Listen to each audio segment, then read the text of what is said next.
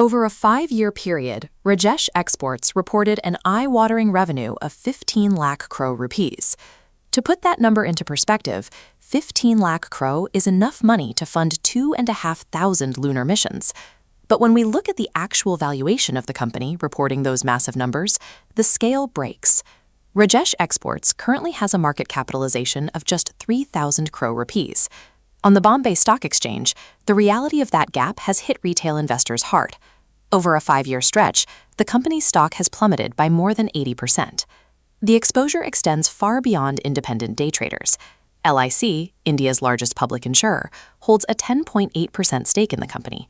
This means millions of ordinary policyholders are unknowingly tied to this stock's performance. Now, the Securities and Exchange Board of India, SEBI, has stepped in following a deep investigation. Regulators allege that the company's staggering wealth was largely a mirage built on 3 specific accounting loopholes. The first loophole traces back to 2015, when Rajesh Exports bought Valcombi, a massive Swiss gold refinery. Workers here process hundreds of tons of precious metal, a volume that allowed Rajesh Exports to claim the title of the world's largest gold company. The catch is how a refinery actually generates profit. They don't buy and sell the gold passing through their machines. They simply process raw material for third parties and collect a service fee. Think of a toll plaza. Operators collect a fee. They don't claim the value of every passing car as income. SEBI alleges Rajesh Exports did the opposite.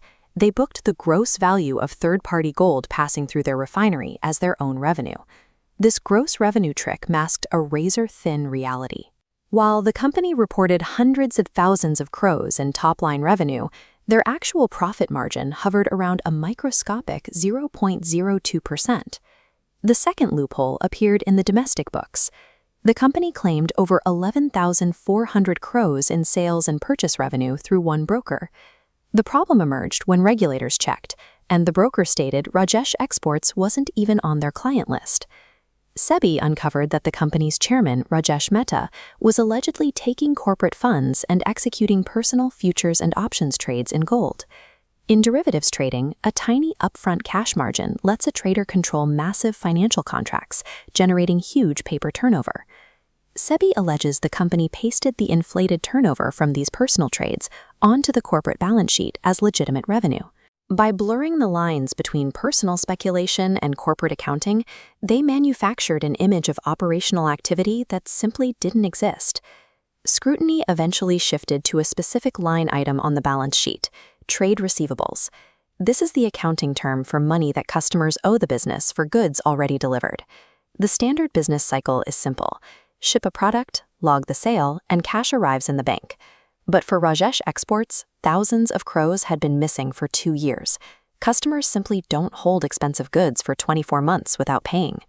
When investigators pressed on these missing funds, the company allegedly tried to offset the massive outstanding receivables against other supposed debts, attempting to zero out the gap in their books. You can inflate a sales number on paper to make revenue look spectacular. But you cannot fake the physical cash arriving in your bank account. And the phantom ledger suggested much of the revenue was a fiction. When SEBI regulators demanded full access to the company's accounting software to track the missing money, Rajesh Exports refused. They argued that doing so would violate Swiss data protection laws.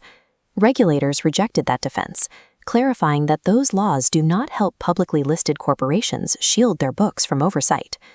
To bypass this obstruction, forensic auditors moved to reconstruct the company's finances by tracking bank statements and external ledger flows. This manual reconstruction revealed where the remaining money was actually going. Investigators found hundreds of crores transferred directly into the promoter's personal bank accounts, alongside millions spent on personal credit cards and labeled as corporate expenses. The company even told investors they owned sprawling African gold mines, like the one shown here, purchased entirely in cash. Yet they failed to provide SEBI with valuation reports or verifiable proof that these assets actually exist under their name. SEBI has now barred the promoters from trading in their own shares while the investigation continues.